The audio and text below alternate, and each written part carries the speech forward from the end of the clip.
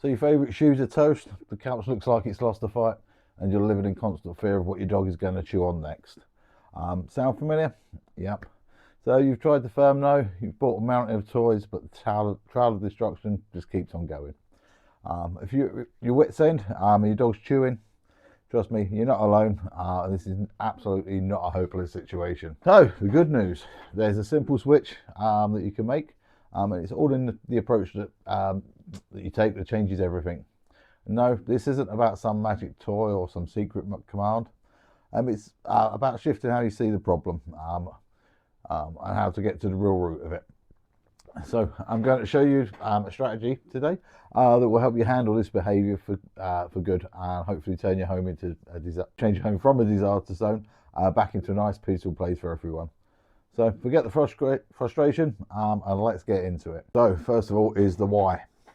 It's not spite, it's instinct. So before we can fix behaviour, we have to get to why it is happening. First thing you need to know is this. Your dog is not chewing up your stuff to get back at you. Chewing is a completely normal, natural, and even necessary thing for a dog to do. So for puppies, it's how they check out the world and soothe those sore gums when they're teething. And for adult dogs, it's how they keep their jaws strong and their teeth clean. It's also a nice, a huge stress reliever and a good way to fight off boredom for them as well. Think of it this way, a dog without a good outlet for chewing, it's like a pressure cooker without a release valve. That energy's got to go somewhere. So the problem isn't chewing itself, it's what they're choosing to chew. That's the issue. So destructive chewing, it really boils down to sort of three main reasons. Boredom, anxiety, and teething. And a lot of the time, it's basically a bit of a cry for help. A bored dog, it's going to find his own entertainment, just like a bored child would do. An anxious dog is going to chew to calm themselves down. And a teething puppy will chew on literally anything to get some relief from that teething stage. So really getting and understanding this is the first real step.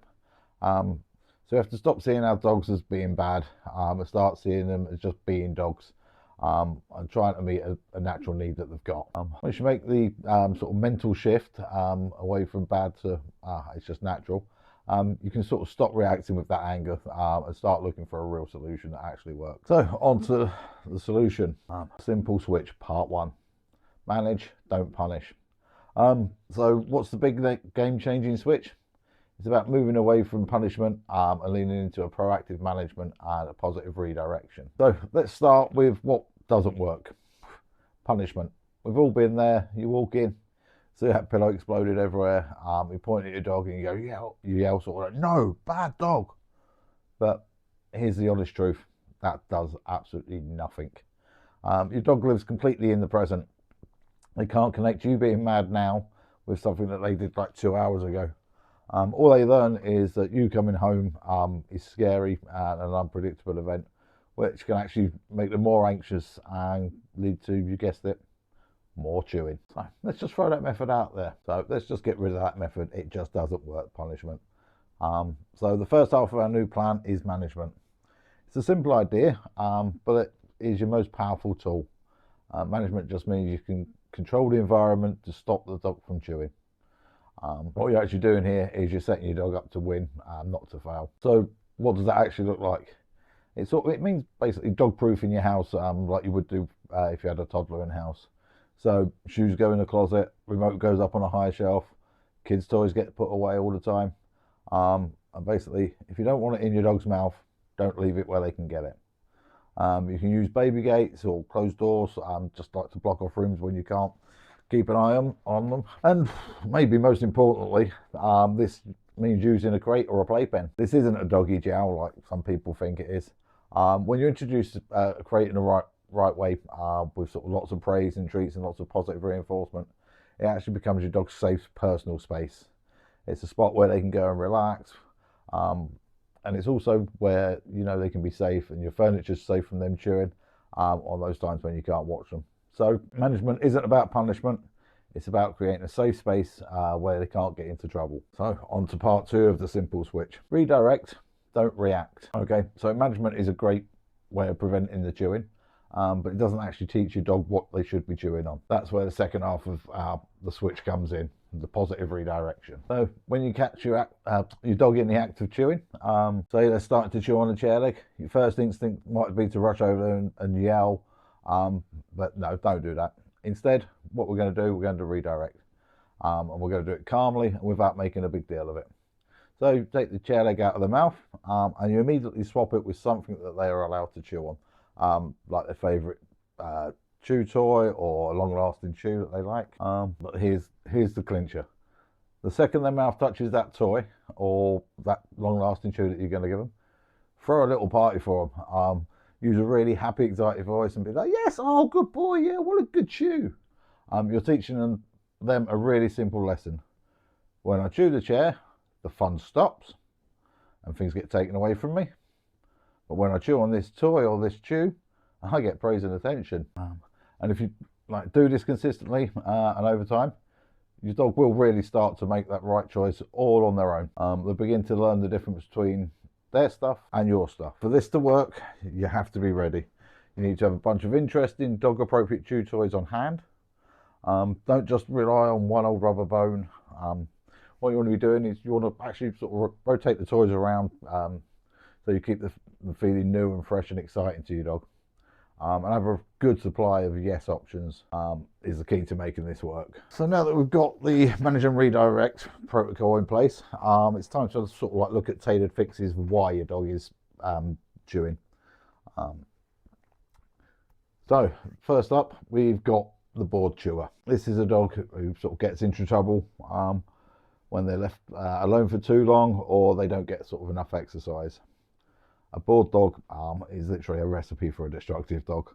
The fix here isn't just more toys, it's more stimulation for both their body and their brain. So with these dogs, physical exercise is an absolute must. Daily walks, a good run, a real good game of fetch. They're all really good and perfect for burning off that pent up energy. That is actually only half of it. The other half is mental workouts. They're just as important, if not more. And they can tire a dog out even more. Seriously, 10 minutes of brain games can be more exhausting than a 30-minute run for some dogs. So part of this is your enrichment activities. These are your best friends in this scenario.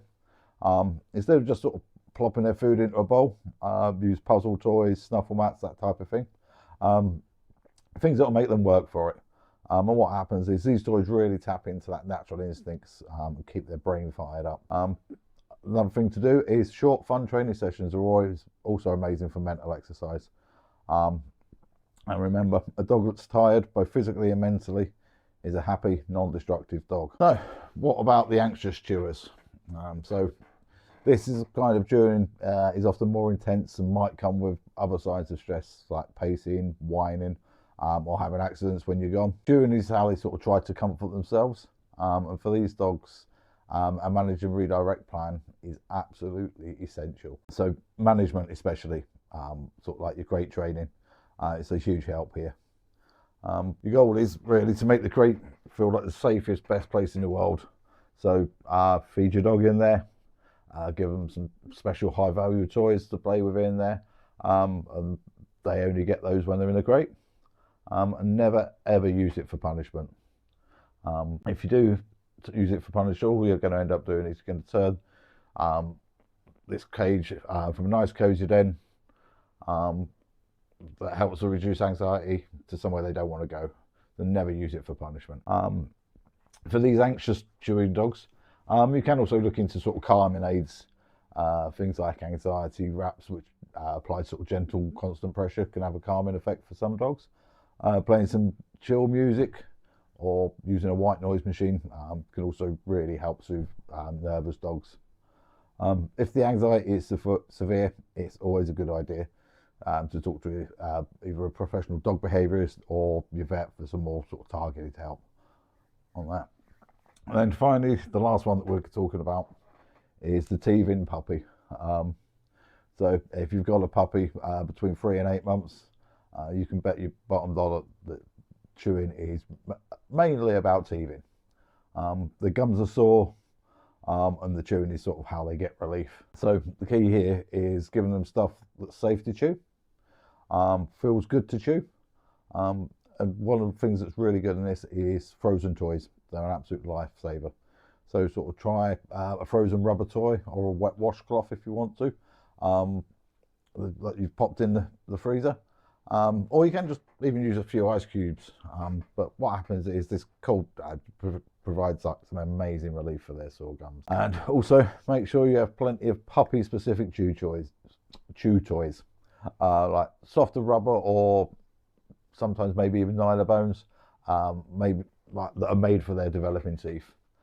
You have to be extra on top of the management and redirection during this phase as well. So watch your puppy like a hawk. Be ready to swap out your hand or the table leg or whatever they're chewing on for one of their frozen toys, literally at a moment's notice. The second they chew on the right thing, shower them with praise. That positive reinforcement is really going to help them in this. So look, this process takes consistency and it takes patience, but it really does work. You're not just fixing a bad habit, you're building a better, more trusting relationship with your dog. So I want to hear from you. What's the wildest thing your dog has ever destroyed? Drop your stories in the comments below, and let's be real, we've all been there. This is a judgment-free zone. If this video was helpful, please give it a thumbs up for me, and subscribe for more practical and positive dog training advice that we give out on this channel. So to wrap it all up, the simple switch is this: you stop punishing and you start managing and redirecting. You dog proof your home to make sure that they succeed. You calmly and consistently show them what to chew on, not just what not to chew on. And also you need to figure out why they're chewing. Is it boredom that needs more walks and puzzles? Is it anxiety that needs a safe space and some calming tools? Or is it teething that just needs some nice frozen relief? Believe me, I know how unbelievably frustrating this can be, but please don't give up. It does get better. By making this simple shift in how you think about it, you give your dog the clear guidance they need, you get peace of mind you deserve. So with a little patience, you can end a destructive chewing. You can build an even stronger bond with your best friend, which is what you're looking for.